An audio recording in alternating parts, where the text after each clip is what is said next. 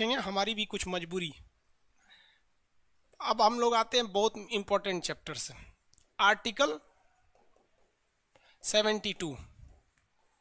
इसमें राष्ट्रपति साहब की जो है ना क्षमा दान करने की क्षमता है। क्षमा दान जो होता है मतलब इसे क्या कहते हैं, पार्डन कर देने की क्षमता है। तो राष्ट्रपति कोई भी काम तो करते नहीं हो भैया, प्रधानमंत्री के सलाह पे ही करते। इतना तो आपके दिमाग में आ गया होगा। अब तो आप यहाँ तक आने के बाद आप तो समझ में आ गया होगा।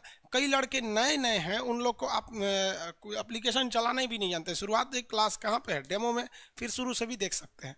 आगे देखिए, अनुच्छेद जो आर्टिकल 72 है, क्षमादान शक्ति है राष्ट्रपति की। इसमें कई टाइप की उनके पास शक्तियां हैं, एक दो टाइप का शक्ति नहीं है। क्षमादान को अंग्रेजी में क्या कहते हैं, पार्डन। पार्डन मतलब क्या होता है, किसी चीज को माफ कर देना। तो इनके पास सबसे पहला पावर है पार्डन करने का। पार्डन को मतलब होता है क्षमा कर देना।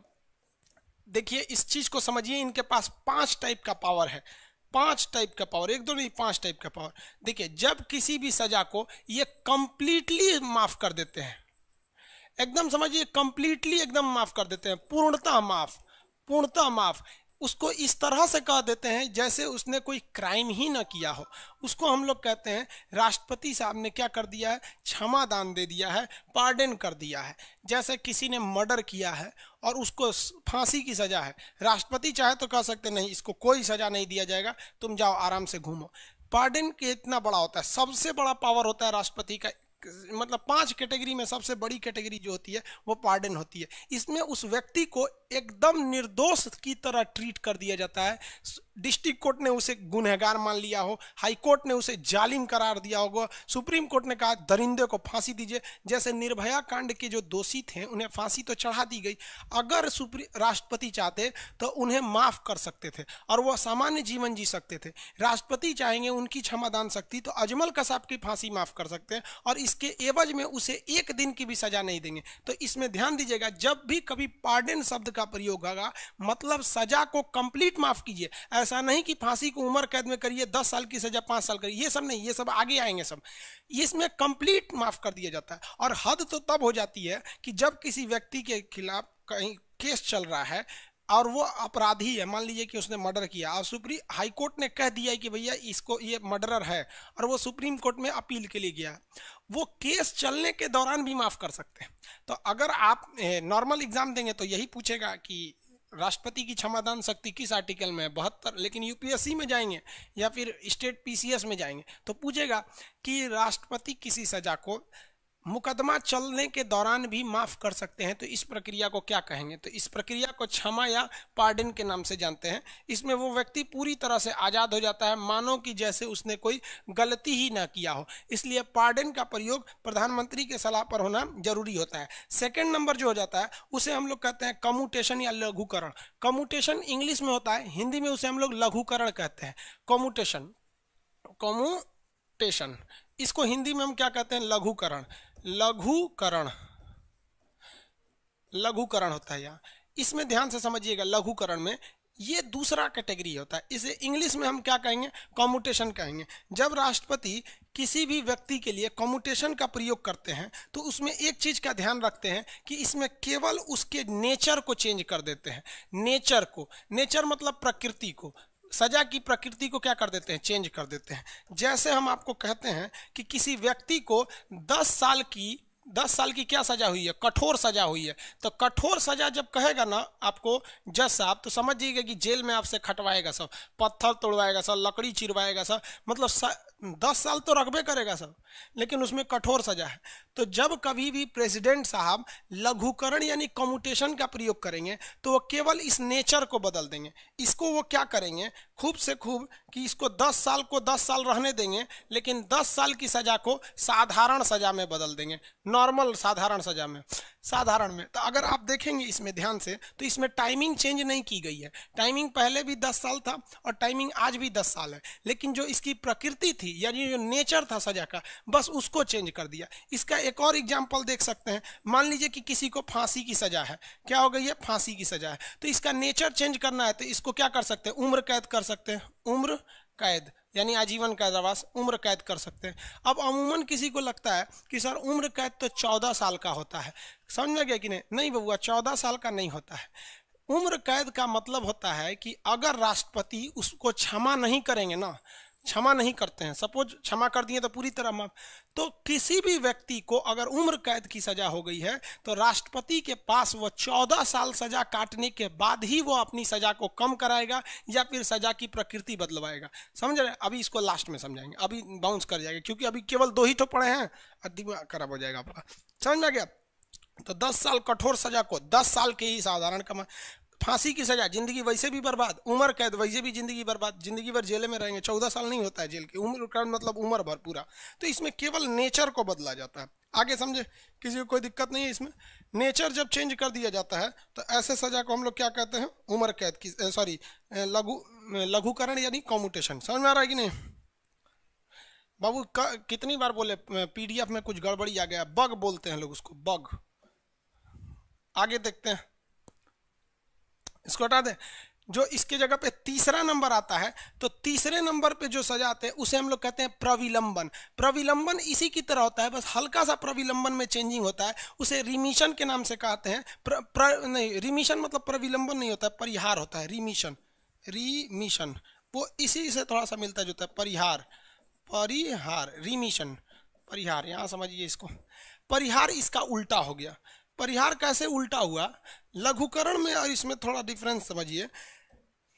इसमें कहता है रिमिशन में कि हम जो है नेचर नहीं बदलेंगे, हम पीरियड यानी टाइम को घटा देंगे। हम क्या करेंगे? टाइम यानी समय को कम कर देंगे, लेकिन नेचर वही रहेगा। जैसे यहाँ देखिए, यहाँ टाइम नहीं चेंज किया था, यहाँ नेचर को चेंज किया था। यहाँ नेचर नहीं चेंज करेगा, यहाँ टाइम चेंज करेगा। जैसे समझिए ध्यान से, अगर इसे 10 साल की कठोर सजा हुई है, 10 साल की कठोर सजा यानी मेहनत भी करना है, तो अगर राष्ट्रपति साहब के पास इसके परिवार वाले जाएंगे अपील करने के लिए कि भैया गलती से वो मर्डर ऑर्डर कर दिया था, कुछ कम कर दीजिए, तो परिवार वाले तो कहेंगे कि भैया एक काम कीजिए ना, उसको सीधे क्षमा कर दीजिए, माफे कर दीजिए। फिर नहीं करेगा वो, तो प्रधानमंत्री से पूछेंगे ठीक है, तो कहा है महाराज सबको माफे करते चलेंगे तो फिर से डर कौन काम का? तो कहा जाएगी कि उसका एक काम कीजिए ना, उसको जो फांसी की सजा है उसको उम्र कैद में कर दीजिए, या फिर उसको जो 10 साल की सजा है उसको 5 साल कर दीजिए। तो ये कई टाइप के प्रेसिडेंट अब इनको डिसीजन लेंगे। तो रिमिशन में क्या किया जाएगा कि जो 10 साल की सजा है इसमें केवल टाइमिंग घटाया जाएगा, तो 10 साल की जगह पे क्या कर दिया जाएगा? 5 साल, लेकिन कठोर का कठोर ही रहने देंगे। ऐसा नहीं है कि उसको कम कर देंगे। तो दोनों एक दूसरे से उल्टा है सब। अगर आप इसमें देखिएगा तो इसमें टाइमिंग सेम है, देखिए टाइमिंग दोनों जगह सेम है, लेकिन इसका नेचर अलग है। और ये ठीक उसका उल्टा होता है परिहार यानी रिमिशन। परिहार में क्या होता है कि टाइमिंग आपका घटा दिया जाएगा बट नेचर सेम रहेगा। यहां 10 साल है तो घटा के 5 साल कर दिया, लेकिन यहां भी कठोर और यहां भी कठोर। समझ में आ गया कि नहीं? दोनों ओर कठोर ही सजा रहेगी। तीनों अंतर समझ में आ गया कि नहीं आ गया? आगे बढ़े, देखिए पहला हो गया आपका क्षमा, पूरी तरह माफ कर दिया क्षमा। अगर कहेगा लघुकरण तो नेचर को घटा दिया तो लघुकरण, और अगर टाइमिंग घटा दिया तो उसे क्या कहते हैं? परिहार। यूपीएससी क्वेश्चन पूछा था तो उसने कहा था कि वह कौन सी ऐसी सजा है जिस पर प्रेसिडेंट चाह कर भी रिमिशन यानी परिहार का प्रयोग नहीं कर सकते? कितनों चाह लेंगे परिहार का प्रयोग नहीं होगा। कौन सी ऐसी सजा है? तो भैया ऐसी सजा का नाम है फांसी की सजा, डेथ सेंटेंस, फांसी की सजा। अब आप बताओ ना भैया, फांसी की सजा है तो कहते हैं कि भैया हम नेचर चेंज नहीं करेंगे, टाइमिंग घटाएंगे। मतलब 1 घंटा फांसी मत लगाओ, 10 मिनट फांसी लगा। अरे भैया ओके 1 घंटा लगाई चाहिए 10 मिनट लगाई, तो 1 मिनट में मर जाता है। ऐसा लटकाएगा खटाक से हड्डी टूट गया, वहां पे बचता थोड़ी है, वहां पर एकदम भयानक वो फांसी लगा लेता है किसी को दिक्कत? तो इसमें कभी भी फांसी की सजा, कभी ऐसा लगेगा कि फांसी की सजा में नेचर चेंज नहीं करना, मतलब जो फांसी की लगना है वही फांसी ही लगेगा, बस थोड़ी सी टाइमिंग घटा देंगे। मतलब आधा घंटा टांगने की जगह 10 मिनट टांगो। इसको कभी भी फांसी की सजा पर प्रयोग नहीं किया जा सकता है, क्योंकि करेगा कैसे? मजाक बन जाएगा फांसी की सजा पर। तो 3 टाइप का समझ में आ गया। ये सारे चीज़ों को काम किसके सलाह पे किया जाता है? प्रधानमंत्री के सलाह पर किया जाता है। आगे बढ़ते हैं, 3 टाइम हो गया ना यहाँ पे। अब आता है एक विराम। विराम कब लगाया जाता है? ये कभी शारीरिक उस पर लगा दिया जाता है विराम। विराम, विराम को हो जाएगा, चौथा हो जाएगा विराम। विराम लगाने के कब? जब कोई व्यक्ति शारीरिक रूप से गड़बड़ रहता है तो विराम लगाया जाता है, रेस्पाइट कहा जाता है विराम को। कैसे इसको लगाएंगे ध्यान से देखिए। विराम का प्रयोग करेंगे जब कोई व्यक्ति का स्वास्थ्य यानी उसका हेल्थ सही नहीं है। तब जेल में मान लीजिए कि उसको कठोर सजा हुई है, जेल में क्या हुई है, कठोर सजा हुई है, लेकिन उसको टाइफाइड हो गया है, तो उसको तो 15 दिन के लिए टाइफाइड 15 से 1 महीना में मैक्सिमम सही हो जाता है। तो उसके लिए राष्ट्रपति थोड़ी ना कहेंगे कि भैया एक काम करो, इसका जब तक टाइफाइड है तब तक इसको कठोर से साधारण कर दो, टाइफाइड खत्म हो जाएगा तो फिर इसको कठोर कर देना। ऐसा थोड़ी होगा यहाँ पे।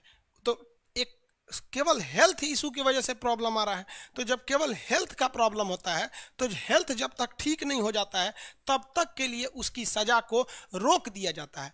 उसे जेल में एक स्पेशल जगह रख दिया जाता है जहां उसके स्वास्थ्य का ध्यान रखा जाता है। जैसे वो स्वास्थ्य में ठीक हो जाता है तो जो पहले से सजा झेल रहा था उसको वैसे ही लगा दिया जाता है। तो हेल्थ का इशू बनाकर अगर किसी की सजा को विराम लगाया जाता है या रोका जाता है, रोकना हेल्थ इशू के कारण अगर सजा को रोकना है तो उसे क्या कहते हैं, रेस्पाइट या विराम के नाम से जाना जाता है। रेस्पाइट या विराम हेल्थ इशू के वजह से। इसका एग्जाम्पल समझिए कि अगर कोई महिला है और वो गर्भवती यानी प्रेग्नेंट है, तो उसकी सजा को, अब गर्भवती महिला को सजा जेल में सजा नहीं ना कराइएगा तो दिक्कत हो जाएगा यहाँ पर। तो इसको भी रोक दिया जाता है।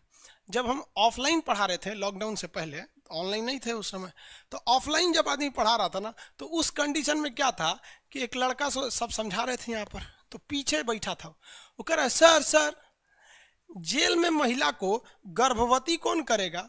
अरे पागल कहीं का, जेल में महिला को गर्भवती कोई थोड़ी करेगा। मान लो किसी महिला के ऊपर क्राइम चल रहा है, कोई महिला है स्टूडेंट लाइफ में किसी को मर्डर कर दी, अब उस पर मुकदमा चल रहा है, तो भैया जब तक उसको मुकदमा फाइनल नहीं होगा तब तक जेल थोड़ी होगा वहाँ पे। अब वो पढ़ाई कर रही है, बीटेक तीटेक कुछ कर ली, मुकदमा चल रहा है, शादी ब्याह हो गया, अभी मुकदमा चल ही रहा है, शादी ब्याह हो गया, गर्भवती हो गई, जैसे उधर गर्भवती हुई 1-2 महीना का इधर से सजा आ गया, तो थोड़े कहेगा कि आप डिलीवरी हो जाएगा तब जेल चलिए चलिए अब बे, समझ आ गया कि नहीं क्या। तो गर्भवती वो जेल में थोड़ी होगी, गर्भवती वो बाहर होगी यहाँ पर, समझ में आ रहा है कि नहीं। ऐसा आप धारणा मत रखिएगा। हम उसको समझाएं तो कहा कि ओ हो सर ऐसा बात है, तो हम कह रहा हाँ, हम कह तू क्या सोच रहा था, तो कह रहा कि हमको लगा ना कि महिला को गर्भवती ना प्रधानमंत्री के सलाह पर राष्ट्रपति करेगा। अरे पागल कहीं का, प्रधानमंत्री की सलाह में राष्ट्रपति जेल में महिला को गर्भवती करे, उन्हें राष्ट्रपति को इतना फुर्सत आ गया। एक से एक सोच लेता है। तो ऐसा आप लोग मत सोचिएगा।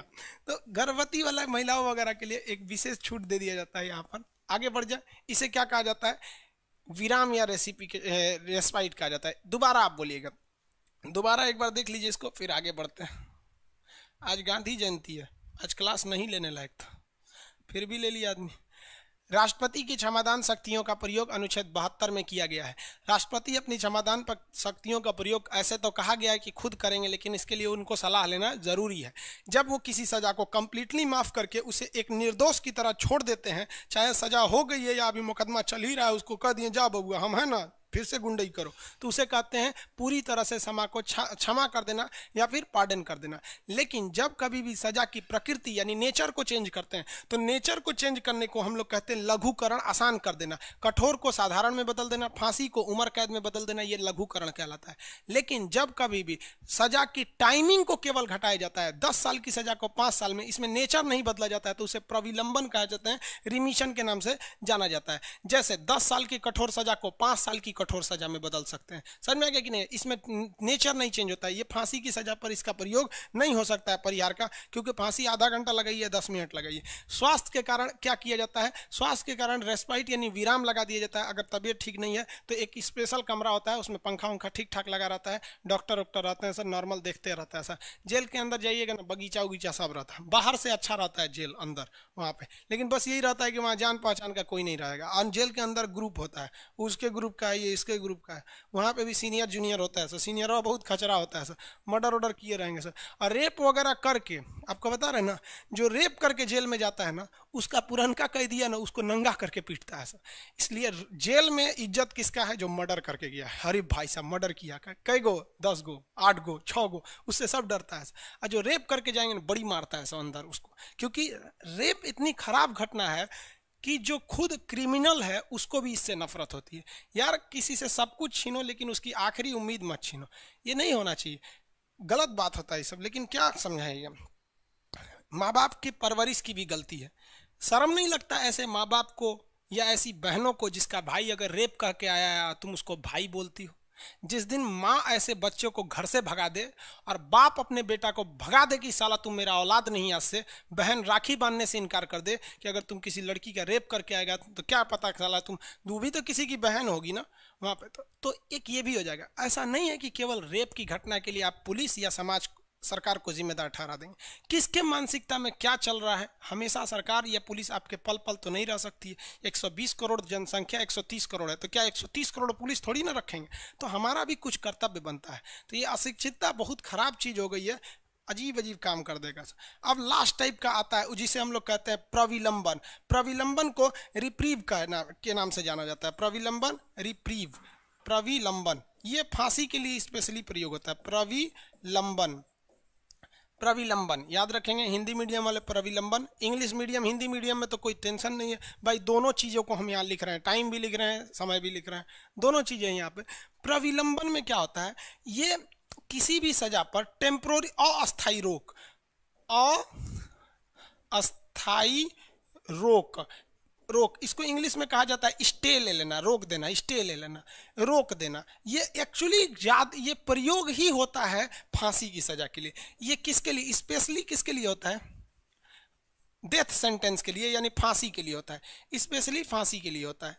देखिए ध्यान से, जैसे कि सुप्रीम कोर्ट ने किसी व्यक्ति को कहा कि आज 2 अक्टूबर है, एक काम करो इसको 10 अक्टूबर 2020 को फांसी पर लटका दिया जाए, 10 अक्टूबर 2020 को फांसी पर लटका दिया जाए। सुप्रीम कोर्ट ने बोला। आज से कितने दिन बाद ई भाई साहब को फांसी लगने वाला है?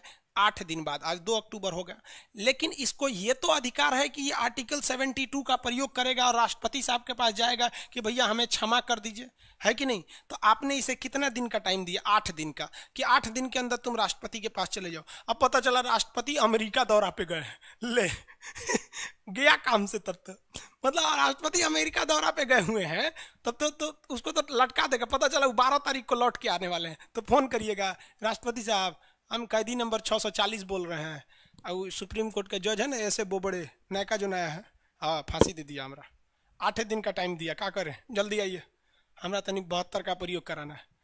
ऐसे करेगा? ऐसे नहीं ना होगा।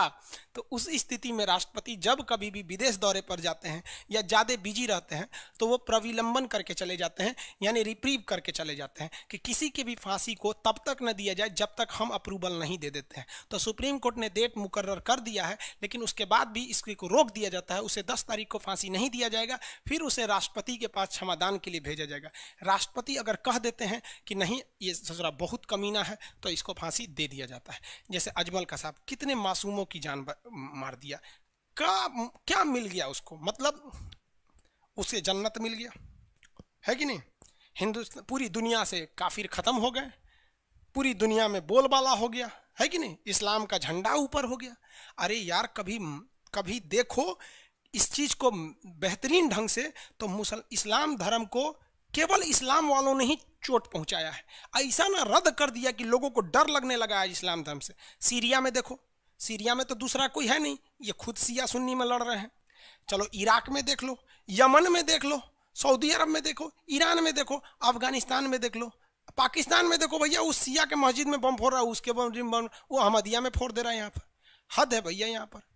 और हम तो कहते हैं कि पूरी दुनिया में अगर कहीं देखिएगा तो सबसे शांतिप्रिय मुसलमान आपको कहाँ मिलेंगे? भारत में मिलेंगे। ये सब काम नहीं करता है सब।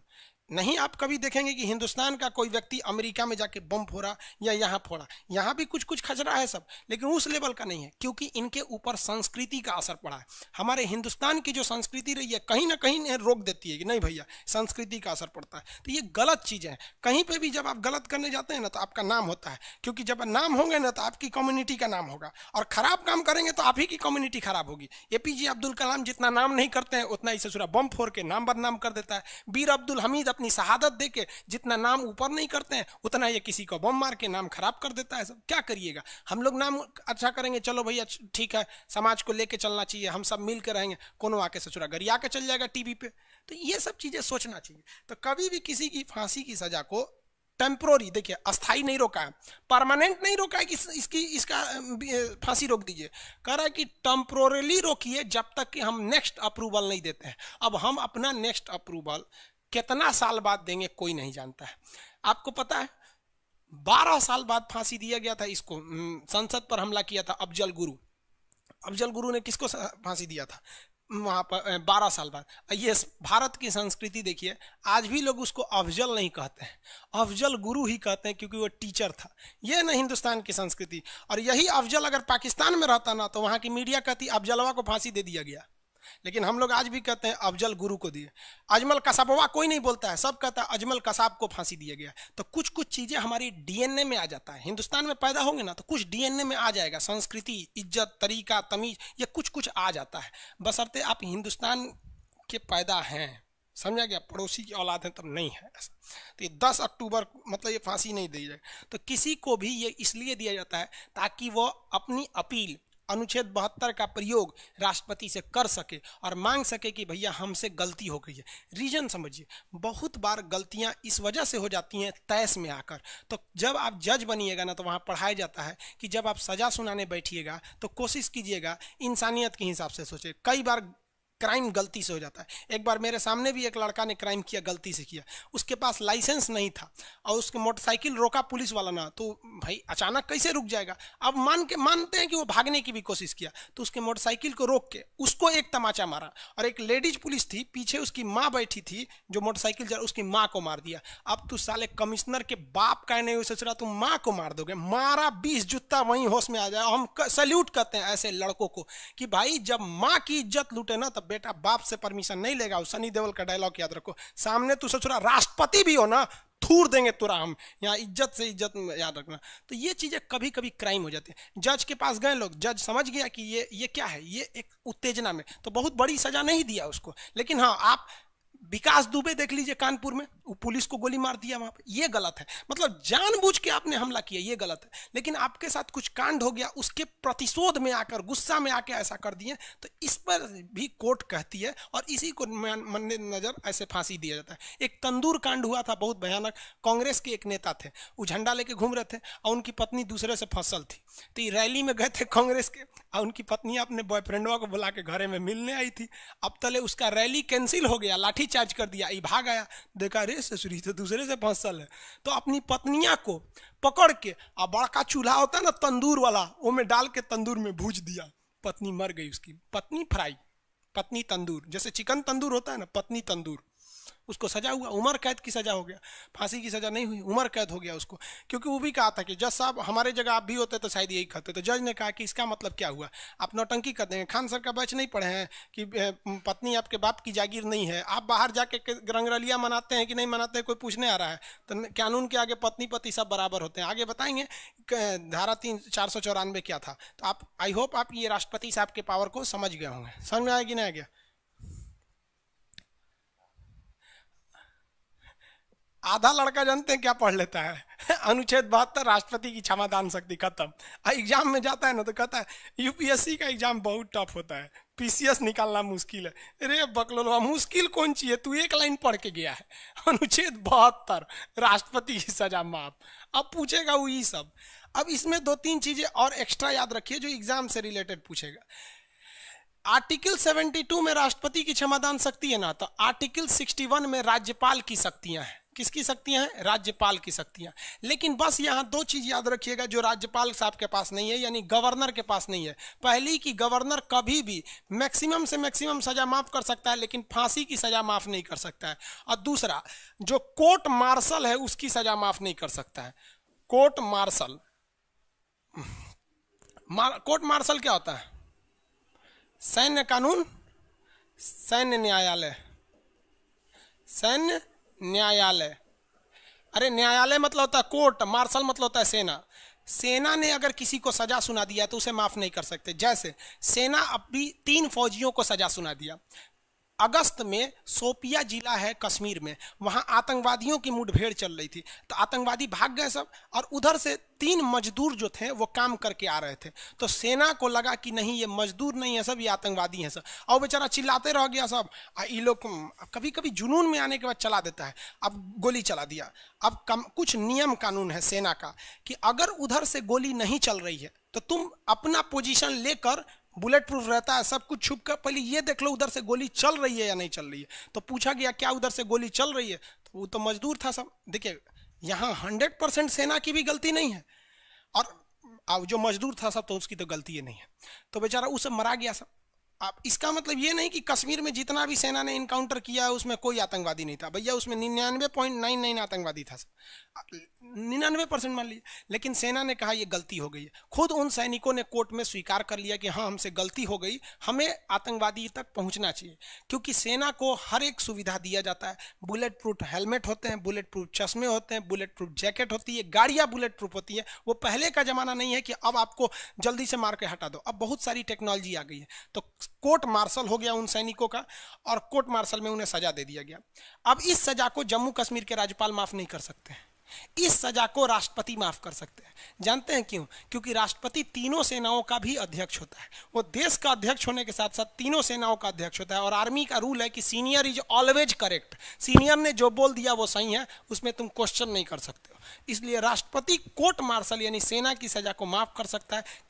किसी फौजी को अगर सैन्य न्यायालय ने सजा दे दिया तो माफ कर सकता है। और सेना की सजा और भयानक होती है। सेना का जेल जानते हैं कैसा होता है? बस उसमें सो सकते हैं और ऐसे खड़ा हो सकते हैं, मतलब इतना बाथरूम कितना बड़ा होता है उतने बड़ा होता है, वही में रहिए। जबकि इन लोग की सजा बहुत अजीब होती है। तो सेना जो है 13 लाख फौज, एक इशारा पर अगर हमारे एक थल सेना प्रमुख एक बार कहेंगे रेडी, 13 लाख फौज रेडी हो जाएगी। क्यों? क्योंकि डर बना के रखा गया है। और कहावत भी कहा जाता है भय बिना प्रीत कहाँ, जहाँ डर नहीं वहाँ प्रेम क्या। समझ में? फांसी की सजा को राज्यपाल माफ नहीं कर सकते और सैन्य न्यायालय की सजा को माफ नहीं कर सकते हैं राष्ट्रपति, लेकिन राष्ट्रपति सबको माफ नहीं कर सकते हैं। यूपीएससी का क्वेश्चन सुनिए, क्वेश्चन सुनिए। हमारे देश में राष्ट्रपति का पद ब्रिटेन से आया है, लेकिन उसकी शक्तियां ज्यादातर अमेरिका के संविधान से मिली हैं, जैसे कि क्षमादान शक्तियां। तो क्षमादान शक्ति कहां से आया है? अमेरिका के संविधान से है। लेकिन अमेरिका के संविधान में अमेरिका के राष्ट्रपति हर एक सजा माफ कर सकते हैं, लेकिन वो भी सैन्य न्यायालय की सजा को माफ नहीं कर सकते हैं, क्योंकि अमेरिका के न्यायालय राष्ट्रपति भले सेना के प्रमुख होते हैं, लेकिन उनको ये सजा नहीं है। क्यों? क्योंकि इसमें डिसिप्लिन बना के रखना है कि अगर आप सैनिक हैं तो आप देश की गरिमा बचाना है, लेकिन मतलब आपसे गलती ना हो, इसको ध्यान में रखते हुए। तो आप इंटरनेशनल कानून को भी समझिएगा। हमारे राष्ट्रपति हर एक तरह की सजा को माफ कर सकते हैं, सिविल मतलब सुप्रीम कोर्ट को भी और सेना के कोर्ट को भी। लेकिन अमेरिका के राष्ट्रपति के पास दो चीजें नहीं है। पहला कि वो सेना की फैसले को नहीं माफ कर सकते, बाकी सारे चीज़ों पर उनका ये सेम रूल लगता है, वो भी सेम कर सकते हैं, लेकिन सैन्य न्यायालय को नहीं माफ कर सकते। और हमारे राष्ट्रपति का कार्यकाल 5 साल होता है, उनके राष्ट्रपति का कार्यकाल 4 साल होता है। अभी 22 जुड़न उठ रहे हैं और एगो ये डोनाल्ड ट्रंप, देखिए कौन जीतता है। डोनाल्ड ट्रंप जीत जाएगा तो भारत के लिए अच्छा है और चाइना के लिए खराब है, और बाइडेन जीत जाते हैं तो चाइना के फेवर में रहते हैं और भारत के साथ रहेंगे कि नहीं रहेंगे कोई ठीक नहीं। ये समझ में आ गया होगा आप लोग को, किसी को कोई इसमें दिक्कत नहीं है? कोई दिक्कत नहीं है?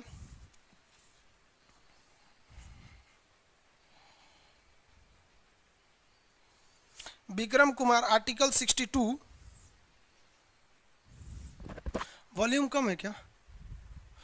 अब इसमें कह रहे हैं दान सिंह बिष्ट, दान सिंह बिष्ट सर वॉल्यूम बढ़ा दीजिए। तो आप अपने मोबाइल से वॉल्यूम बढ़ा ना लीजिए, हमरा से क्या कह रहे हैं बढ़ा दीजिए, हमारा गला बजा हुआ है।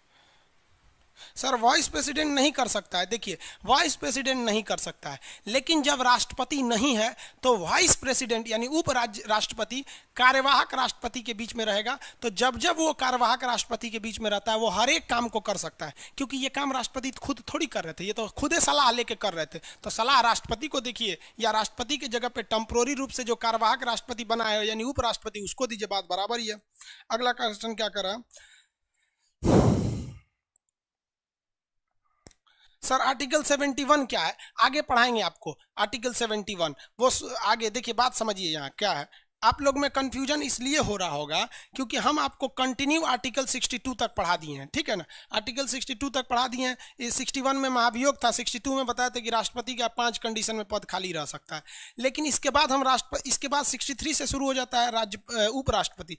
लेकिन हम शक्तियां पढ़ा रहे थे ना, इसलिए हम डायरेक्ट 62 के बाद राष्ट्रपति की चर्चा यहाँ कर दिए। इसके बीच का आर्टिकल उपराष्ट्रपति उपराज्यपाल के बाद वाइस प्रेसिडेंट यानी उपराष्ट्रपति की चर्चा है, वो हम आपको पढ़ाएंगे।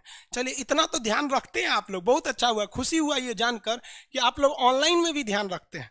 वेरी गुड, वो हम बता देंगे बाबू, आप टेंशन नहीं लीजिए, समझे? राष्ट्रपति पर महाभियोग केंद्र सरकार में लगाता है। अभी महाभियोगे में फसल है। शब्द गलत हो गया बाबू, शब्द गलत लगने दीजिए ना, हम राइटिंग पे थोड़े ध्यान देते हैं। अब मेन मुद्दा समझिए। ये कौन कह रहा है कि सड़क पर नमाज पढ़ना किस आर्टिकल में है? सड़क पर नमाज पढ़ना, देखो बबुआ, सड़क पर नमाज पढ़ना आर्टिकल 62 में। आप नया नया एडमिशन लिए हैं? हाँ 26 लिखे हैं? अरे 62 बोल दिए क्या?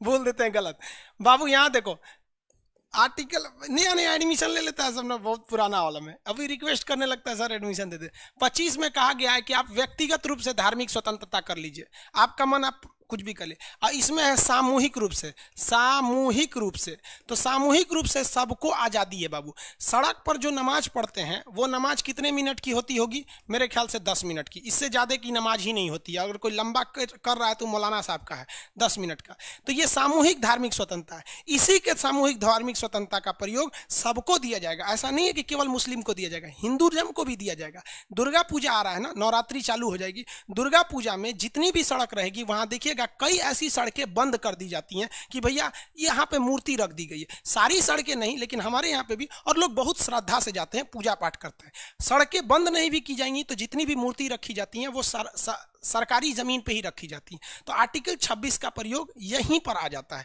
लेकिन फिर भी वहां कहता है कि आपके नमाज पढ़ने में कम से कम इतनी गैप होनी चाहिए कि कोई एम्बुलेंस जा रहा है तो वो जा सके, या कोई मरीज जा रहा है तो जा सके। और साथ ही यहाँ दुर्गा पूजा के पंडाल में भी ये नियम है कि आपका पंडाल ऐसा होना चाहिए कि जा सके। और हम एक बार बताते हैं, पटना में एक बार जा रहे थे ना, तो मूर्ति निकल रही थी, तो बहुत डीजे उजे निकलता है, लेकिन उसी में एक एम्बुलेंस फंस गया था। तो इतना खुशी हुआ कि एक आदमी मेरे सामने एम्बुलेंस के आगे लगभग 4 किलोमीटर तक दौड़ा था और सबको हटाया था, हट जा, क्योंकि वो डीजे में नाच रहा है, उसको क्या सुनाई दे रहा है, पीछे एम्बुलेंस है, सबको हटा हटा दौड़ाया था। तो इंसानियत अगर रहेगी ना तो कहीं भी कोई दिक्कत नहीं है, और इंसानियत अगर नहीं है तो भाई अपना खुद का घर नहीं संभल सकता है तो समाज और देश क्या संभलेगा? समझ में आ रहा है कि नहीं आ रहा है? ये पढ़ा दिए हैं बाबू धार्मिक स्वतंत्रता। अब आप ही बताइए ना, दुर्गा पूजा में जो मूर्ति रखी जाती है अमूमन सड़क पे रखी जाती है, जो 20 फीट की सड़क है वो 10 फीट की हो जाती है। कितने दिन के लिए भैया? नवरात्रि भर के लिए ना, जब तक विसर्जन नहीं हुआ है। क्या जिंदगी भर थोड़ी रख रहा है? वही हाल नमाज पढ़ने वालों के लिए, डेली नमाज सड़क पे थोड़ी पढ़ी जाती है। नमाज में भीड़ कब लगती है? देखिए मुसलमानों लोग को भी ना कब भीड़ लगाएंगे सब, बस 3 टाइप का। एक होगा ईद के दिन, एक बकरीद के दिन, और एक फ्राइडे के दिन, और इसके अलावे रमजान में। बस मुसलमान लोग इसी दिन उनको लगता है कि नहीं हम मुसलमान हैं बाकी दिन मुसलमान नहीं है, जबकि हम बोलेंगे तो मुसलमान लोग गुस्सा मान लेंगे। ईद की नमाज आप पढ़िए या नहीं पढ़िए, ये फर्ज नहीं है, ये वाजिब है। वाजिब का मतलब आपकी इच्छा, पढ़िए चाहे मत पढ़िए। बकरीद की नमाज आप पढ़िए या ना पढ़िए, ये फर्ज नहीं है, वाजिब है, मतलब आपकी इच्छा है। लेकिन फ्राइडे की नमाज फर्ज है, रमजान की नमाज फर्ज है। तो इसमें रमजान में कुछ ज़्यादा भीड़ लगती है, सबसे ज़्यादा तो ईद बकरीद में। जो आप सड़क की बात कर रहे हैं ना, वो ईद बकरीद में ही आप देखे होंगे, नहीं तो फिर रमजान में देखे होंगे। और रमजान का फ्राइडे है तो भैया सब जाएगा पढ़ने के लिए यहाँ पर। तो ये आप समझ गए होंगे। आगे बढ़े। अरे बाबू इस टाइप का क्वेश्चन आप पूछते हैं ना, आपको नौकरी कम, हमको लगता है नेता वाला गुण आप में ज़्यादा है। सजा माफ हुआ है सर कभी? हाँ बाबू, बहुत से लोगों की सजा माफ हुई है, लेकिन अब तक किसी महिला को फांसी नहीं हुआ है।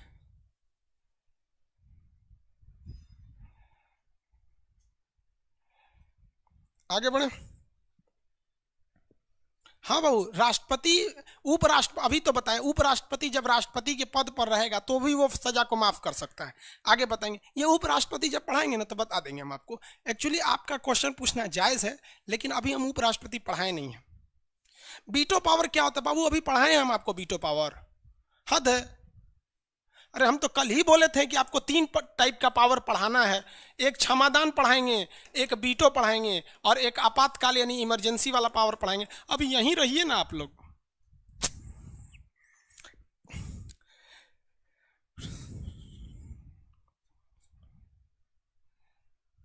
लेडीज को फांसी क्यों नहीं हुई है? लेडीज ने अब तक बहुत भयानक अपराध नहीं किया है।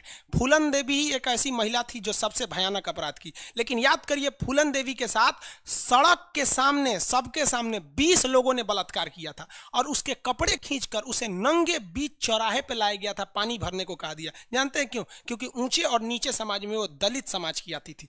उसको क्या बीतेगा उसका? सोचिए उसकी शादी कब हुई थी, 12 साल की थी तो 30 साल के आदमी से शादी हो गया था, वह हस्बैंड उसको भगा दिया यहाँ पर। अब क्या करेगी वो महिला? यानी फूलन देवी ने जो 20 राजपूतों की मर्डर कर दिया एक साथ, आपको वो दिखता है कि उन्हें मर्डर कर दिया, लेकिन उन लोगों ने जब बलात्कार किया तो फूलन देवी को कितने साल की सजा हुई थी? नहीं हुई, एक भी उन लोग को तो सजा नहीं हुआ था, एफआईआर तक नहीं हुआ था उन लोग के ऊपर। भड़क गई ये महिला। देखिए, लड़की दुर्गा भी है, लड़की लक्ष्मी भी है, लेकिन लड़की को ज्यादा मत सताइएगा वरना इसको काली का रूप लेते में समय नहीं लगता है। समझ में आया कि नहीं? इसलिए महिलाओं को टेकन फॉर ग्रांट नहीं लीजिएगा। और महिलाओं को भी कहते हैं कि थोड़ा सा जुबान को कंट्रोल में रखिएगा ना, तो पूरी दुनिया में आपकी पूजा होगी। महिलाओं को केवल और केवल उनको जुबाने की वजह से ये गुस्सियाएंगी सब ना, तो सब संस्कार भूल जाएगी सब, बस गुस्सा आने का देर है। अगला,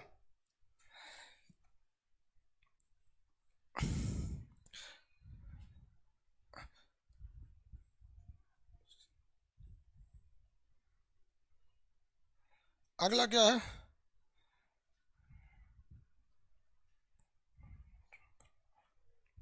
ट्रंप पर महाभियोग लगा कहां, पारित कहां हो पाया था ट्रंप पर महाभियोग?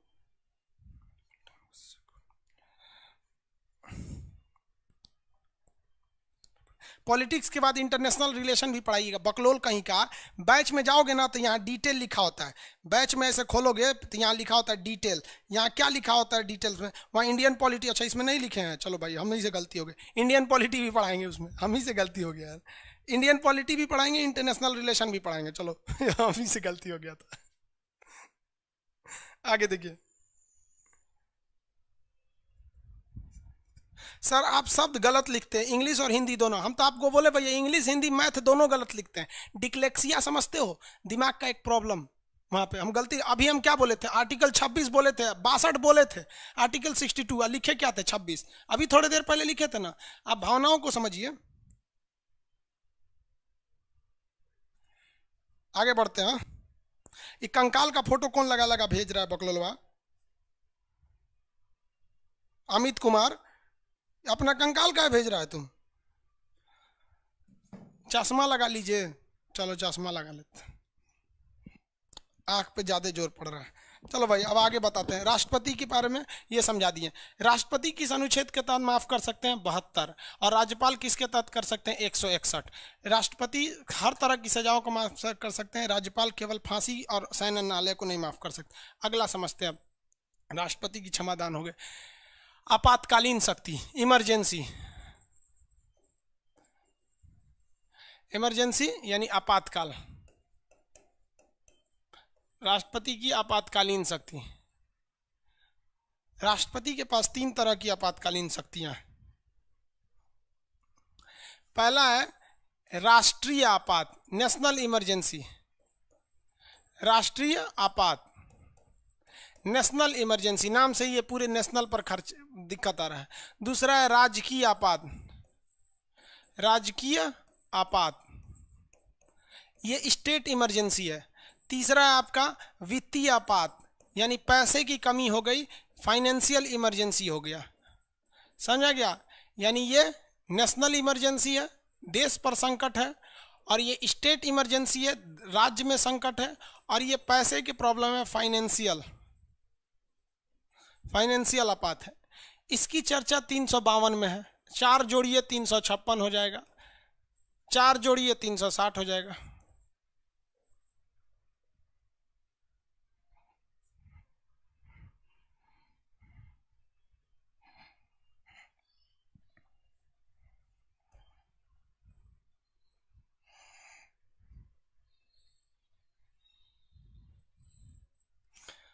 देखिए ध्यान से, आप 352 में क्या है? राष्ट्रीय आपात। 356 में क्या है?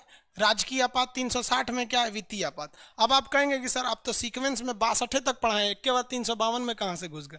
तो एक्चुअली बाबू ये भी प्रेसिडेंट से ना रिलेटेड है, इसलिए कई बार प्रेसिडेंट के बारे में एक ही जगह हर चीज़ समझा देते हैं। तो राष्ट्रीय आपात जो होता है ना, नेशनल इमरजेंसी, ये कब लगाया जाता है? केवल 2 कंडीशन है। पहले 3 कंडीशन थे, अभी केवल 2 कंडीशन है राष्ट्रीय आपात को लगाने के। देखिए, कंडीशन नंबर 1 कि अगर कहीं से आक्रमण हो जाए, क्या हो जाए, आक्रमण हो जाए, कोई विदेशी देश हम पर आक्रमण कर जाए। दूसरा, भारत के अंदर क्या हो जाए, विद्रोह हो जाए, और यह विद्रोह पूरी हथियार के साथ हो जाए। जैसे किसान अभी आंदोलन कर रहा है कि नहीं कर रहा है, किसान आंदोलन कर रहा है, और वही किसान अगर लाठी की जगह हथियार ले ले, धड़ाधड़ मारने लगे, तो भारत सीरिया बन जाएगा। इसलिए उस वक्त में इमरजेंसी लगा दिया जाएगा। इमरजेंसी लगाने में क्या प्रभाव पड़ता है आगे बताएंगे। आप मूल अधिकार पढ़ा है ना, भाग 3। हम लोग को सबसे बड़ा पावर क्या है, भाग 3। भाग 3 खत्म हो जाता है, कहता है कोई मूल अधिकार नहीं है, शांति से पढ़ लो, पुलिस गिरफ्तार कर लीजिए, कोई वारंट नहीं, सब काम खत्म, बोलने की अभिव्यक्ति कुछ नहीं, मतलब जितना अधिकार है ना सब छीन लेगा। भारत बन जाएगा सऊदी अरब, इसी को कहते हैं इमरजेंसी। मतलब भारत में प्रधानमंत्री हिटलरगिरी करने लगे ना, तो उसी को कहिए इमरजेंसी होता है। तीसरा था अशांति, अशांति, ये खत्म कर दिया गया, क्योंकि इंदिरा गांधी ने इसका बहुत मिसयूज किया था। क्योंकि जब आपातकाल लगाया जाता है ना, तो हमको कोई अधिकार नहीं होते हैं। कब किसी को घर में से उठा ले जाएगा रात 2 बजे बिना किसी गलती के, तो आप कुछ नहीं कर सकते, पूरी तरह से राजतंत्र हो जाता है। तो आक्रमण हो जाए या विद्रोह हो जाए, तो उस कंडीशन में आप क्या कर सकते हैं, आपातकाल को आपातकाल को लागू कर सकते हैं। इसका क्या इफेक्ट पड़ेगा, कैसे होगा, ये सब हम समझा देते हैं।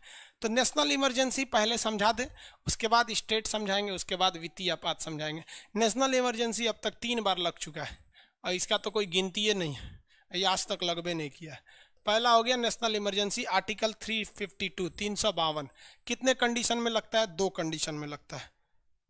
पहले 3 कंडीशन में लगता था, अभी 2 कंडीशन में लगता है। देखिए, कहा गया है कि जब कभी भी भारत पर विदेशी आक्रमण हो जाए, जैसे पाकिस्तान का हो जाए आक्रमण, या कभी चाइना का हो जाए, तो विदेशी आक्रमण हो जाए, या सशस्त्र विद्रोह, आर्मर्ड एकदम रिवोल्ट हो जाए, सशस्त्र विद्रोह हो जाए, तो इस कंडीशन में आपको जितने लोग हैं, जनता है, उनका मूल अधिकार छीन लीजिए और कचर के रख दीजिए, उन लोग को बढ़िया से थूर दीजिए। क्योंकि जब देश पर आक्रमण होगा तब इसमें कहा गया है कि ये राष्ट्रीय आपात इसी कंडीशन में लाया जा सकता है। आर्टिकल का प्रयोग होगा 352, और ये लाएंगे किसके सिफारिश पर, राष्ट्रपति खुद नहीं ला सकते हैं, सलाह लेंगे। किसकी सलाह लेंगे, तो ये सलाह लेंगे मंत्रिमंडल का। मंत्रिमंडल और मंत्रिपरिषद अलग अलग होते हैं, दोनों में समझा देंगे। मंत्रिमंडल मतलब होता है मंत्रियों के समूह को। यहाँ एक चीज बस थोड़ा ध्यान दे दीजिएगा, ये जो हम आपको पढ़ाए ना यहाँ सब कुछ, ये राष्ट्रपति की जो क्षमादान शक्ति है, इसमें सबसे बड़ा सलाह लिया जाता है होम मिनिस्ट्री का, गृह मंत्रालय का, होम मिनिस्ट्री का। बाकी हर जगह सलाह प्रधानमंत्री से लिया जाता है। केवल जब सजा, फांसी, ये सब सजा की बात आएगी, तब उस समय सजा प्रधानमंत्री से नहीं लिया जाता है। किससे सलाह लिया जाता है, गृह मंत्री से लिया जाता है, होम मिनिस्ट्री से लिया जाता है। बाकी हर एक जगह पे सलाह किससे लिया जाएगा, मंत्रिमंडल से। लेकिन फांसी की सजा या ये सब के समय में गृह मंत्रालय से सलाह इससे लिया जाएगा। इसे कौन लागू करेंगे, तो सलाह मिल गया मंत्रिमंडल का, लागू करेंगे राष्ट्रपति। कौन लागू करते हैं, तो राष्ट्रपति साहब इनको लागू कर देते हैं इसको।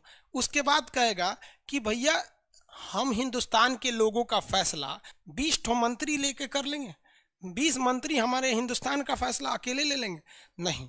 तो इसके लिए हमें क्या चाहिए, अप्रूवल चाहिए। अप्रूवल माने अनुमोदन, अनुमोदन का मतलब अप्रूवल, अप्रूवल चाहिए। तो अप्रूवल किसका मिलना चाहिए, तो संसद का मिलना चाहिए। कितना, किसका, संसद का। संसद बोले तो लोकसभा और राज्यसभा, लोकसभा और राज्यसभा। और कितने दिन में मिलना चाहिए, तो 30 दिन में मिल जाना चाहिए। अब आप कहेंगे कि सर लागू हो गया, उसके बाद आप अप्रूवल दिला रहे हैं, तो लागू होने के अप्रूवल क्या होता है। देखिए, जैसे मान लीजिए अचानक चाइना ने हमला कर दिया, कश्मीर में हमला कर दिया, या कहीं पे हमला किए, पाकिस्तान ने कश्मीर में हमला कर दिया, और सपोज कर दिए पाकिस्तान कश्मीर के कुछ लोगों को पैसा खिला दिया और वो रैली निकालने लगे, हमारी मांगे पूरी, रैली निकाल दिया। सर ये ससुरा कहीं का उधर से हमला किया, तो रैली निकालेगा, सेना कहाँ से जाएगा वहाँ पे, तो फायदा उठा लेंगे सब, वो सब रैली का। तो कह दिया गया कि भैया आपातकाल लागू रहेगा ना, तो रैली तैली कुछ नहीं निकाल सकते, सीधे भुनवा देंगे, शांति हो जाएंगे आप लोग। तो जैसे ही आक्रमण हो या जैसे ही कोई घटना हो, बाढ़ में गया संसद वगैरह, तुरंत मंत्री सलाह देंगे सर, राष्ट्रपति साहब को, मंत्रिमंडल सलाह देगा आपात लागू कीजिए, जल्दी इमरजेंसी लागू कीजिए, तो राष्ट्रपति लागू कर देंगे। लेकिन हमने अपने देश चलाने की जिम्मेदारी 545 सांसदों को चुन के भेजा है, वो डिसीजन लेंगे। ये एगो राष्ट्रपति या 20 गो मंत्री लेके कैसे कर सकता है। तो कहा गया है कि देख भैया, पहले इमरजेंसी, उसके बाद नियम कानून। तो इमरजेंसी में लागू कर देंगे, लेकिन 30 दिन के अंदर अंदर जनता ने जिस जिस को चुनकर भेजा है और आप लोग भी कहीं ना कहीं से चुन के भेजे होंगे, हर जिला से लोग जाते हैं चुनकर संसद में, लोकसभा और राज्यसभा से। तो कहा गया है लोकसभा और राज्यसभा दोनों 30 दिन के अंदर इसे अपना अप्रूवल दे। अगर ये लोग अप्रूवल दे दिए तो ये माना जाता है कि यही लोग तो देश का प्रतिनिधि कर रहे हैं, क्योंकि 10 लाख लोगों के ऊपर एक ठो सांसद रहता है। तो एक सांसद ने बोला हाँ, तो इसका मतलब समझा जाता है कि जो 10 लाख लोगों ने इसको चुन कर भेजा है वो लोग भी कहना चाह रहे हैं हाँ। तो जब सारे सांसद कह देंगे कि नहीं भैया आपात लगना चाहिए, अनुमोदन होना चाहिए, तो ये लागू हो जाएगा अगले 6 महीना के लिए। कितने मंथ के लिए लागू रहेगा? कितने मंथ के लिए? 6 महीने के लिए लागू हो जाएगा, 6 मंथ के लिए लागू हो जाएगा। आगे बढ़े, ये 6 मंथ के लिए लागू हो जाएगा इमरजेंसी। अब तो ये लागू करने की प्रक्रिया, जैसे ही कोई विदेशी आक्रमण हुआ तुरंत मंत्रिमंडल सलाह देगी राष्ट्रपति को कि लागू कीजिए इमरजेंसी, लेकिन 30 दिन के अंदर उसे अप्रूवल मिलना चाहिए। किसका? पार्लियामेंट का, क्योंकि संसद का अप्रूवल पूरे इंडिया का अप्रूवल माना जाता है, क्योंकि संसद में जाने वाले लोग को हम ही लोग भेजते हैं, इसलिए तमीज़ तरीका वालों को भेजिएगा, वहाँ डिसीजन लेंगे। एक बार ये लागू हो गया तो 6 महीने तक ये लागू रहेगा। समझ में आ गया कि नहीं आ गया? 6 महीने तक क्या रहेगा? लागू रहेगा।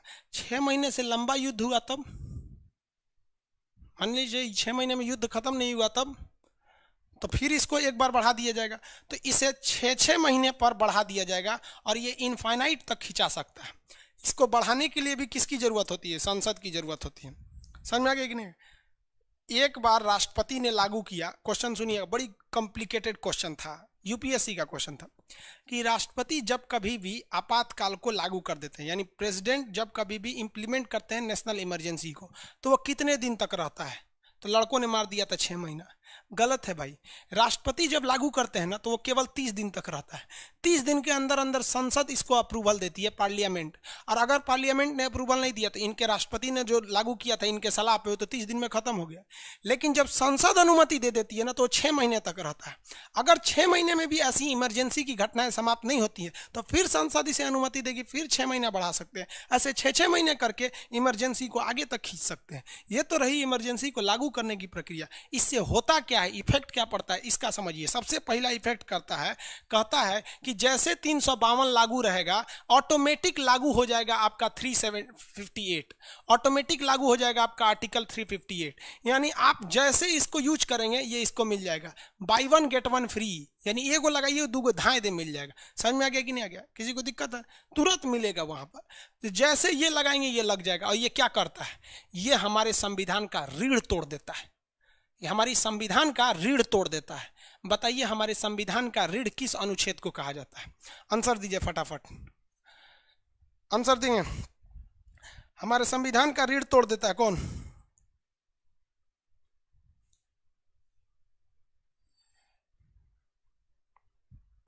Very good, article 19। संविधान का रीढ़ आर्टिकल 19। सर अगर युद्ध 2 महीना चला तब, आगे बताएंगे। देखिए चलिए आगे बढ़िया बढ़िया समझते हैं। यहाँ देखिए लोगों का कहना है कि सर ये तो 6 महीना लागू हो गया लेकिन 2 महीने में ही युद्ध खत्म हो गया, तो क्या करेंगे? तो आगे 4 महीना हम क्यों झेलेंगे? तो बहुत अच्छा क्वेश्चन है आपका। जैसे ही आपात की स्थिति खत्म हो जाती है तुरंत इसको वापस ले लिया जाता है, क्योंकि जैसे इमरजेंसी लागू होता है हम लोग राजतंत्र में चले आते हैं। तो मान के चलिए कि 5 दिन में इमरजेंसी खत्म हो गया, तो भैया ये 30 दिन में संसद के अनुमोदन की क्या जरूरत है? संसद, समझ आ गया कि नहीं? यानी इमरजेंसी जैसे खत्म हो जाता है तो स्टैंड नहीं किया जाता है, जहां तक था वहीं पे खत्म कर दिया जाता है। देखिए संविधान का रीढ़ कहा जाता है अनुच्छेद 19, क्योंकि अनुच्छेद 19 में 1 से लेकर 6 प्रकार की स्वतंत्रता दी गई है। हमें बोलने की स्वतंत्रता, चलने फिरने की आज़ादी, अनशन करने की आज़ादी, सभा बनाने की आज़ादी, कहीं जाके बस जाने की आज़ादी, अपना दुकान चलाने की आज़ादी। पता चला सेना निकल रही है, धड़ाधड़ युद्ध हुआ है, मान लीजिए आक्रमण हो गया है, इमरजेंसी लागू हो गया और भयानक भीषण युद्ध हो गया गलवान घाटी में, और संसद ने अनुमोदन भी दे दिया। अब 6 महीने तक इमरजेंसी और धड़ाधड़ निकल रही है, और दुकान पर कोनो फोचका बेच रहा है 1 रुपया में 4 ठो, कोनो टमाटर 20 रुपया किलो, 20 रुपया किलो, और सड़क जाम कैले। आएगी पुलिस, कहेगी रे तोरी के, काहे हटा रहा है, काहे हटा रहा है? अनुच्छेद 19, हाँ, व्यापार करने की स्वतंत्रता। मारेगा 20 लाठी, सब सड़क खाली कर, कोई नहीं रहेगा सड़क पर। सेना की गाड़ी निकलेगी, धड़ाधड़ सेना की गाड़ी निकलेगी। अब तब कहिएगा नेता आएंगे, हमारे व्यापारी भाइयों का दुकान तोड़ा गया, मारेगा नेता को 20 जूता। वो कहेगा काहे मारा रे? अभिव्यक्ति की आज़ादी, अभिव्यक्ति की आज़ादी। कहेगा तू खान सर का क्लास नहीं पढ़ा है, अनुच्छेद 52 लगा है, 52 आते लगाएगा 158, 352 आते 358 लगाएगा, ऐसा सब तरह रीढ़ तोड़ दिया, 20 जूता मारेगा नेता को। अब नेता जाएगा अपनी पार्टी में कि हमको मारा गया है, तो कहेगा मारा गया है, चलो देखते हैं, फिर पिटाएंगे लोग कि कोई संगठन कोई सभा काम नहीं कर सकती है। जैसे 352 लगेगा 358 ऑटोमेटिक लग जाता है। यही सब यूपीएससी के क्वेश्चन है, सब इसको ध्यान रखिएगा।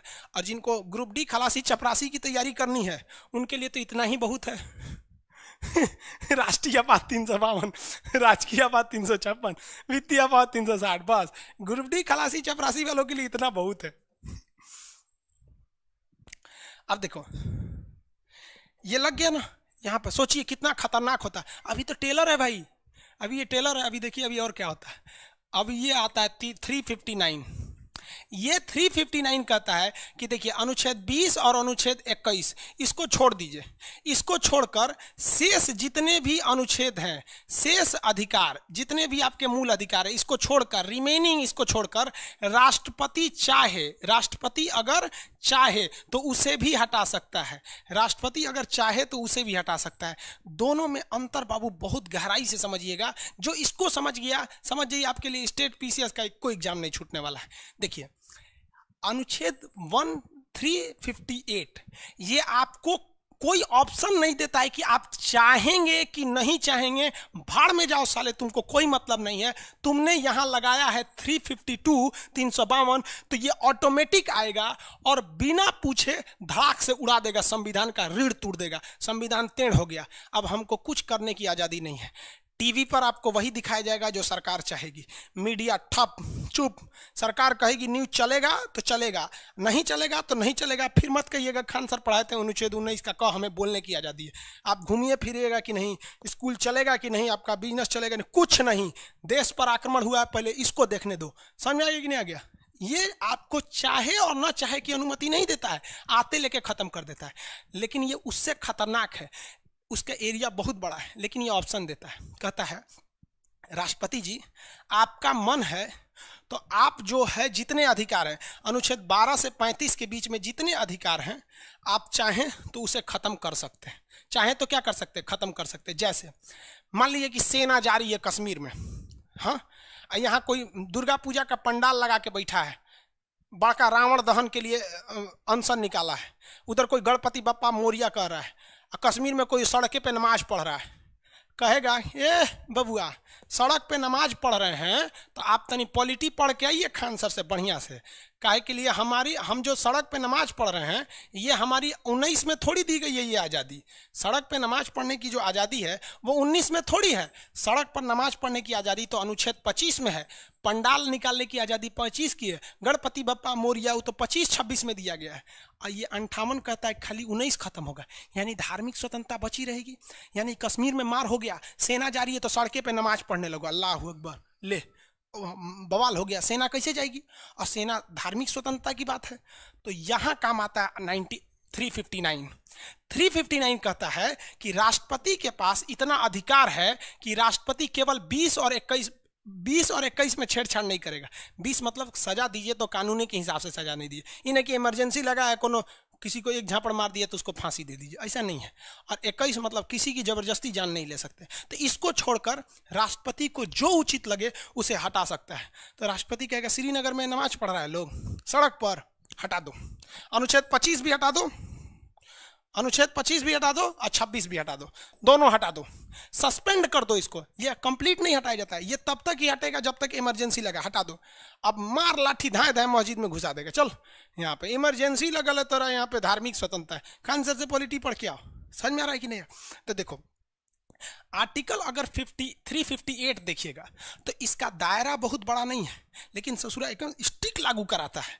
कहता है कि हमारा दायरा नहीं बड़ा, लेकिन हम आएंगे तो 19 को हम खत्म कर देंगे। ये राष्ट्रपति से पूछने नहीं जाएंगे। यानी अगर इमरजेंसी ठोका तुम 352 के तहत तो हम आएंगे और 19 को उड़ाएंगे। और 359 कहता है कि हम आएंगे नहीं, हम यहाँ टुकुर टुकुर देख रहे हैं और राष्ट्रपति को कहे हैं कि देखिए जहाँ नौटंकी करेगा आप उड़ा दीजिएगा, धार्मिक स्वतंत्रता। अब यहीं पर आपसे गलती, देखिए ध्यान से, अनुच्छेद 23 क्या कहता है, देखिए बाबू अनुच्छेद 23 क्या कहता है, किसी से जबरदस्ती काम नहीं करा सकते हैं। फ्री में काम नहीं करा सकते हैं, इच्छानुसार काम नहीं करा सकते, यानी बलात् श्रम बेगारी नहीं कर सकते, है नहीं। ये 12 से 35 के बीच में आ रहा है ना, यानी ये हमारा मूल अधिकार है। 359 क्या कहता है, 20-21 को छोड़ के इसको भी उड़ा दीजिए। इसलिए जब कभी इमरजेंसी लगा रहेगा तो जितना लोग एनसीसी किए हैं, हम भी एनसीसी किए हैं, हमारा सारा डॉक्यूमेंट सेना के पास है, गृह मंत्रालय के जो रक्षा मंत्रालय उसके पास मेरा डिपार्टमेंट है कि एक खान था, पूरा नाम नहीं बताएंगे अपना, था जिसको हमने राइफल चलाना सिखाया था, जिसको ग्रेनेड फेंकना सिखाया था, जिसको AK-47 सिखाए थे, SLR सिखाए थे, मशीन गन सिखाए थे, परेड सिखाए थे, सैल्यूट करना सिखाए थे, हर एक चीज़ हमको सिखाया गया है। नो डाउट सेना ने हम पे बहुत खर्च किया, इसका एहसान मानते हैं। आप अगर यूट्यूब पर भी मेरा वीडियो देखते होंगे ना, तो हम सेना के हथियार, बम, बारूद, ये सब बहुत बेहतरीन बताते होंगे, सब सीख के रखे हैं। बस इंतजार इस बात का है कि किस दिन हमें वो मौका मिलेगा जब मेरा शरीर इस भारत माँ के लिए निछावर हो जाएगा। पढ़ाना लिखाने से ज़्यादा हम सौभाग्य महसूस करेंगे जिस दिन हम ये शहीद हो जाए, तब उस दिन हम अपने आप को खान सर से ज़्यादा खान शहीद बहुत खुशनसीब समझेंगे अपने। उस समय सेना कहेगी खान सर पढ़ाई छोड़ दीजिए, क्योंकि आर्टिकल 359 कहता है कि हम आपका कोई भी अधिकार छीन सकते हैं, हम आपका अनुच्छेद 23 छीन लेते हैं, हम आपसे ज़बरदस्ती युद्ध लड़ाना चाहते हैं। हम कहे भैया ज़बरदस्ती की क्या बात है, ये जंग लगे हथियार में कोई दिक्कत नहीं, चमखम वही, दमखम वही, घरघाट वही है, तलवार पुरानी है पर काट वही है। आज भी सचुरा गोली मारेंगे तो एक को पाकिस्तानी लोग एक गोली में तो 2 को मार देंगे हम, समझ में, हर एक चीज़ सिखाया गया। तो वहाँ आपसे ज़बरदस्ती काम करा सकता है। और बाबू याद करो, जब हम अनुच्छेद 23 पढ़ाए थे तो आपको बताए थे कि नेशनल इमरजेंसी के समय आपसे ज़बरदस्ती काम कराया जा सकता है और इसके बदले आपको पैसा भी हो सके तो न दिया जाएगा, लेकिन दिया जाता है। लेकिन अगर देश का पैसा घट जाएगा तो नहीं देगा आपसे, तो ये तो सौभाग्य है हम लोग का। तो 358 और 59 में अंतर समझ में आ रहा है कि नहीं आ रहा? ये मौका देता है कि जरूरत के हिसाब से ठोकिए, और ये कहता है कि हम तोरा ठोकिए देंगे। 352 समझ में आ गया? पता नहीं समझ रहा है सब कि नहीं, थोड़ा कमेंट देख लेते हैं। सब टिपिकल चीज है ना, कितना समझा लोग, थोड़ा कमेंट देखते हैं। समझ में आ रहा है?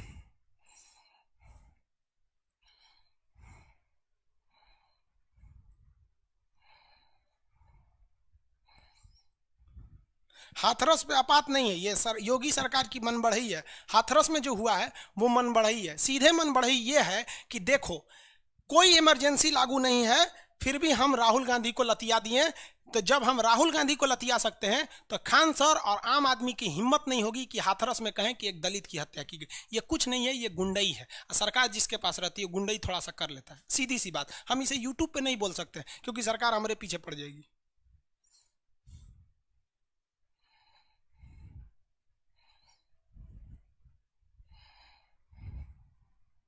माई सेल्फ सब इंस्पेक्टर, बढ़िया भाई, BSF में, जय हिंद। आपको हम सैल्यूट करते हैं, सब इंस्पेक्टर हैं आप, जय हिंद। बहुत अच्छा भाई, बहुत खुशी हुआ कि हम किसी फौजी भाई के काम आ सके। आज हमारा शिक्षक होना मतलब सफल हो गया। दुर्गेश कुमार जी, BSF में आप बहुत बहुत हम धन्य हो गए पढ़ा के कि हम अपने फौज। आप लोग भाई इस देश के सच्चे सिपाही हैं। हम लोग क्या करते हैं, ऑनलाइन पढ़ा देते हैं, आप लोग धूप में पकते हैं। हम लोग तो पापड़ तेल में तल के खाते हैं। ये BSF वाले जो होते हैं ना, जब इनकी ड्यूटी राजस्थान बाड़मेर में रहती है ना, ये पापड़ जेब में लेके रखते हैं। ये बालू पर फेंक देते हैं ना रेगिस्तान में, 5 मिनट में पापड़ गर्म होकर फूल जाता है। सोचिए उस जमीन पर उतनी तपती धूप में वो भारत माँ के लिए अपनी प्राण न्यौछावर कर देते हैं। हम धन्य हैं जो ऐसे आप लोग को पढ़ाएं भाई, बहुत खुशी हुआ हमको।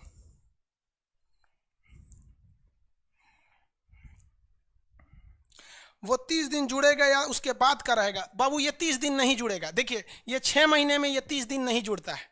चलिए आगे देखते हैं, ये 6 महीने में 30 दिन नहीं जुड़ता है। कुछ क्वेश्चन पूछिए सर। पूछते हैं सर। बहुत तबीयत अभी उतना ठीक नहीं ना वो।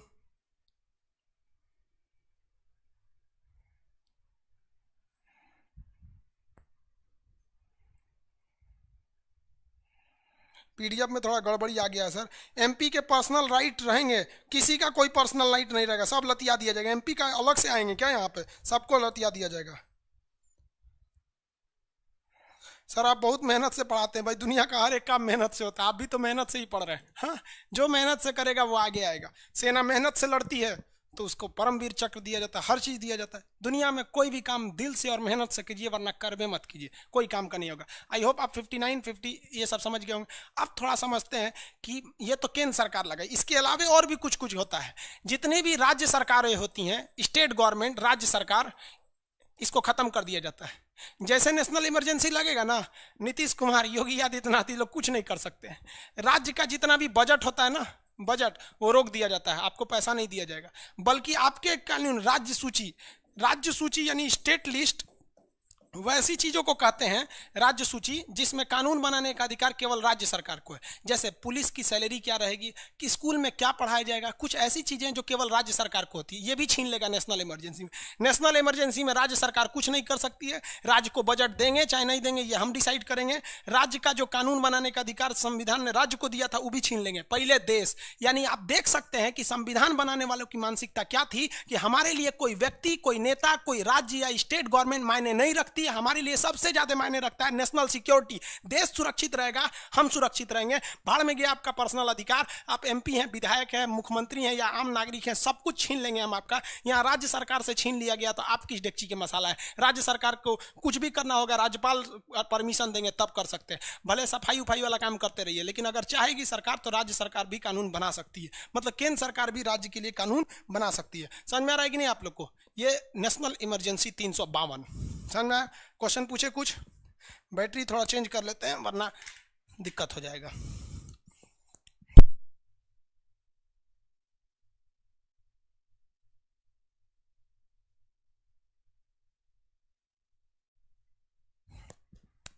चलिए बाबू, समझ में आ गया होगा आप लोग को। क्वेश्चन बताएंगे फटाफट। सर कोरोना में कौन सा इमरजेंसी लगा था? कोरोना में इमरजेंसी नहीं लगा था। कोरोना में जो महामारी का एक अलग कानून होता है जो अंग्रेजों ने बनाया था, कि जब कभी भी कोई पेंडेमिक फैलेगा तो उस वक्त भी आपको पुलिस की बातें माननी पड़ेंगी। वो इमरजेंसी नहीं था, वो पेंडेमिक रूल था। जैसे चुनाव में आचार संहिता लग जाता है, वो आपातकाल नहीं है, वो चुनाव का रूल है। समझ में आ गया कि नहीं? आप स्कूल में पढ़ने जाते होंगे, टन टन टन टन घंटी लगा, सब क्लास में घुस गए, कहीं नहीं घूमते हैं बार बार, वो कोई आपातकाल नहीं है, वो स्कूल का रूल है। वैसे ही ये पेंडेमिक का रूल था। वेरी गुड, अच्छा क्वेश्चन था। नेशनल इमरजेंसी क्या? मैप के क्लास का फी, मैप का क्लास फंस गया, लोल कहीं कहीं यहाँ फंस गया तो कमेंट, यहाँ कमेंट करेगा तो सॉल्व हो जाएगा।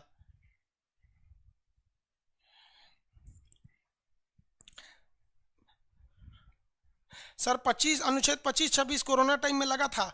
देखिए कोरोना टाइम में कोरोना, ये जो आप महामारी होती है, डिपेंड करता है कैसा है। अनुच्छेद धार्मिक स्वतंत्रता तो छीन लिया गया था, किसी को ईद की नमाज पढ़ने दी गई थी? ना ईद पढ़ने दिया गया, ना बकरीद पढ़ने दिया गया। तो केवल मुसलमानों के साथ थोड़ी ना था। कोई रामनवमी मनाया था क्या? कोई नहीं मनाया था। वरना रामनवमी में तो बड़ा लंबा भीड़ लगी रहती है।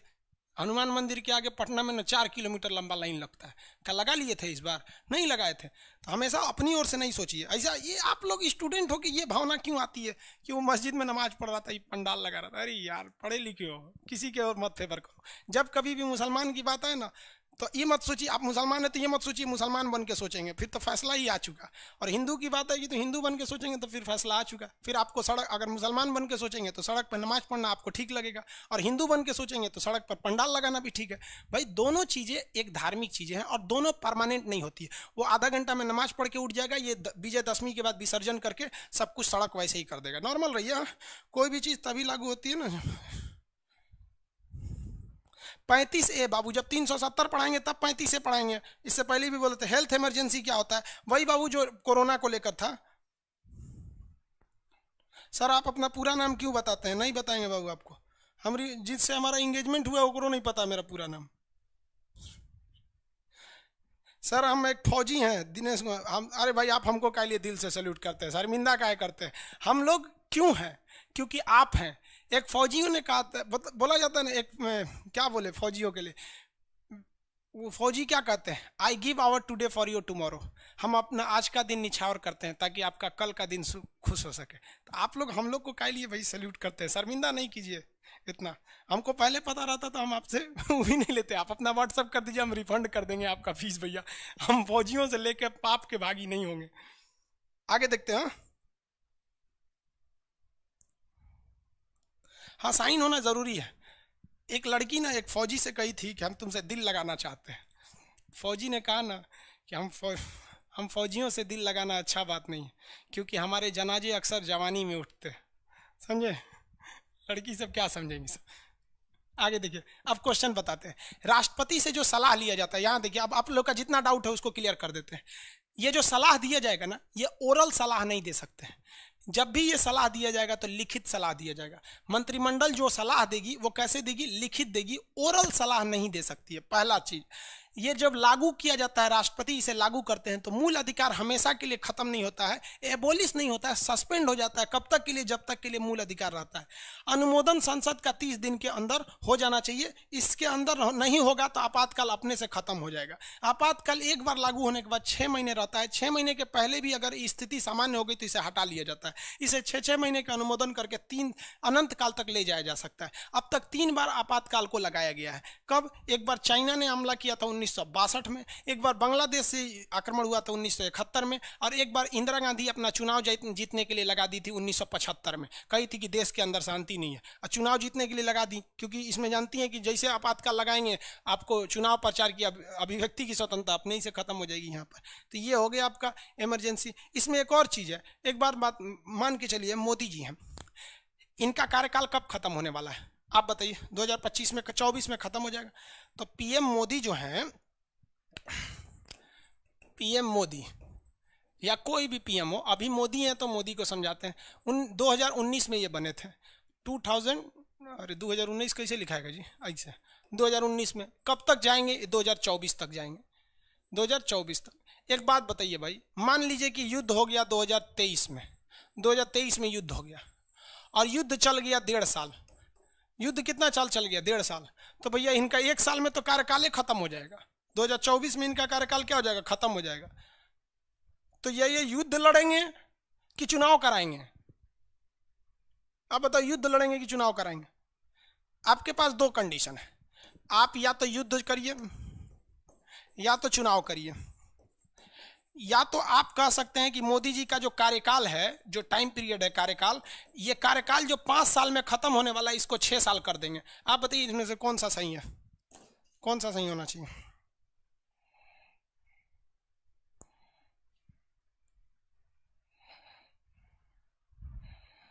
बोलिए बोलिए फटाफट। युद्ध करते रहिएगा। अरे भैया, युद्ध करिएगा तो चुनाव खत्म हो जाएगा ना, सारा पावर खत्म हो जाएगा आपका, क्योंकि आपके 5 साल के बाद आपका पावर ही नहीं रहेगा ना। राजतंत्र थोड़ी है यहाँ हर चीज कानून अंधा होता है, कहेगा 5 साल खत्म, जाइए। बताइए कौन सा सही है? 1 2 3 कौन सा ऑप्शन? एक्सटेंड करेंगे, वेरी गुड। अरे भैया, युद्ध करेंगे, 5 साल के बाद आप प्रधानमंत्री का पावर ही नहीं रह जाएगा। तो 5 साल का पावर नहीं रहेगा तो विपक्ष में जो बैठा रहेगा सुप्रीम कोर्ट चल जाएगा। सुप्रीम कोर्ट तो सीधा कह देगा, कहेगा हम आंख में अंधा है, हमारा नहीं समझ में आता, जो लिखल है तो नहीं होगा। तो 5 साल की जगह 6 साल कर दिया जाएगा। वेरी गुड, तीसरा ऑप्शन सही है, 5 साल की जगह 6 साल कर दिया जाएगा। राइट टू प्राइवेसी वगैरह सब खत्म हो जाता है।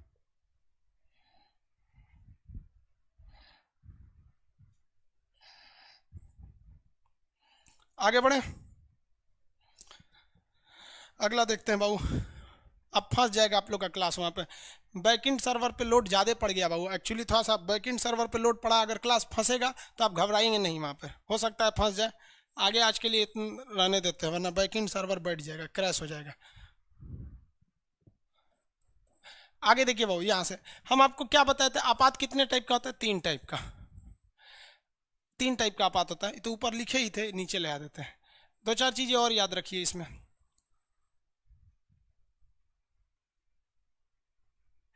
ये जो राष्ट्रीय आपात होता है ना, इसमें एक और बात कहा गया है कि मान लीजिए लड़ाई हो रही है चाइना से। लड़ाई किससे हो रही है? चाइना से लड़ाई हो रही है। तो हम पूरे देश को क्यों डिस्टर्ब रखें? या किसी एक एरिया में कोई कन्फ्लिक्ट हुआ है तो हम पूरे देश को डिस्टर्ब क्यों रखेंगे? ये बात हो जाती है कि नहीं हो जाती है? देखिए, टाइम हो गया भाई, अब बहुत नहीं पढ़ाएं। मान लीजिए यहाँ लड़ाई चल रहा है, तो उड़ीसा के लोगों को काहे लिए हम इमरजेंसी में फंसाए? सेना को इधर से भेज देंगे, यहाँ के लोगों का मूल अधिकार छीनो, यहाँ भी कर सकते हो। तो कहा गया है कि जो इमरजेंसी है उसको हम चाहें तो पूरे देश में भी लागू कर सकते हैं, या जिस एरिया में जरूरत है उसी एरिया में लागू करेंगे। जैसे मान लीजिए कि हमारी लड़ाई जो हो गई है अभी ओली साहब से हो गई है, केपी शर्मा ओली, मान लीजिए नेपाल से हो गई, एक बात करते हैं, हालांकि होगी नहीं, नेपाल के लोग अच्छे हैं, ओली साहब चुनाव के लिए कुछ भी कर देंगे, हमारे यहाँ चुनाव में कुछ भी हो सकता है, वैसे हर जगह होता है, यहाँ से युद्ध हो गया तो भैया इसमें गुजरात के लोगों का मूल अधिकार छीनने की क्या जरूरत है। तो यही कहा गया है कि जब इमरजेंसी लागू होता है तो ये मंत्रिमंडल डिसाइड करेगा कि उसको किस एरिया में इंप्लीमेंट करना है। अगर वो चाहे तो किसी खास एरिया में उस इमरजेंसी को इंप्लीमेंट कर सकती है, बाकी लोग को सुचारू रूप से चलने दे, लेकिन वह चाहेगी तो पूरे भारत में भी लागू कर सकती है। और इसके लिए आप न्यायालय कोर्ट में नहीं जा सकते हैं, किसी को कोई दिक्कत। ये आज आपका मूल अधिकार हो गया। आज के क्लास के लिए इतना ही रहने देते हैं, ठीक है। तीनों सही है? अरे नहीं भैया, हाँ तीनों सही नहीं है, तीनों को लागू रहना चाहिए। इनका क्या कहना है, इनका कहना है कि सर ये तीनों सही था, कार्यकाल बढ़ा देना चाहिए। हाँ सही है, कार्यकाल बढ़ाएंगे तो चुनाव होगा नहीं, युद्ध ऑटोमेटिक आगे रह जाएगा। Very good. संसद से कितने सदस्यों से आपात लागू हो जाना चाहिए यहाँ पर। चलिए इस सब के बारे में अब हम लोग कल चर्चा कर लेंगे, अब टाइम भी हो गया है, बाकी बैकएंड सर्वर पे लोड ज़्यादा हो गया, क्रैश कर जाएगा तो दिक्कत हो। मैथ भी पढ़ा दीजिए, बहु मैथ नहीं पढ़ाते हैं। फिजिक्स का मेडिसिन बता दीजिए, फिजिकल का दवा बता दीजिए। ए बकलोल कहीं का दवा बता दीजिए, फिजिकल में बताएंगे अभी नहीं। Sir can police go for war at place of NCC. Police क्या एनसीसी की जगह पे जा सकती है? भाई पुलिस को भेजिएगा तो फिर यहाँ बिगड़ जाएगा तो किसको बुलाइएगा, एनसीसी वालों को नहीं ना। हर सबका जरूरत है ना, देश में भी क्राइम, गुंडा बदमाश सब पढ़ा लिखा होता नहीं, सब चोरी करने लगे, सब पाकिटमारी करेगा, सब रेप करेगा, सब कि इमरजेंसी है, सब पुलिस चल गया फौजियों के साथ। और पुलिस उतना अच्छा से नहीं लड़ पाएगी जितना एनसीसी वाला। पुलिस को प्रॉब्लम पुलिस के साथ समझिए, पुलिस को उतना हथियार ही नहीं दिया जाता है। अब उसको हथियार ही नहीं दिया, अब आप मालगाड़ी को कहिएगा बुलेट ट्रेन की तरह दौड़े तो नहीं दौड़ सकते हैं। एनसीसी वालों को हथियार सब चीज़, हम लोग को हर हथियार दिए गए। SLR चलाना 5 मिनट में हम LMG खोल सकते हैं। जो BSF में थे आपको पता होगा, हम बोलते हैं पिस्टल बैरल बॉड बॉडी बाई पार्ट, 5 मिनट में कुछ सेकंडों में LMG खुल जाती है। 11.2 kg होती है, कितना बैरल होता है, कितना उसका कैलिबर होता है, मजल वेलोसिटी क्या होती है, बंदूक को कैसे साफ करना है, फंस गया तो कैसे पिस्टन को निकाल के रीलोड करना है, ये सब पुलिस वालों को उतना आइडिया नहीं होता, बट एनसीसी वालों को होता है। एनसीसी को बनाया ही गया था बैकअप फोर्स के लिए। सर CAA NRC समझा दीजिए भाई, डेमो वीडियो में जाके देख लीजिए, उसमें पढ़ा दिए CAA NRC। ये क्लास 10th के कौन स्टूडेंट है भाई? चलिए कोई बात नहीं, क्लास 10th के हैं तो आप भी पढ़िए, अब क्या कहेंगे।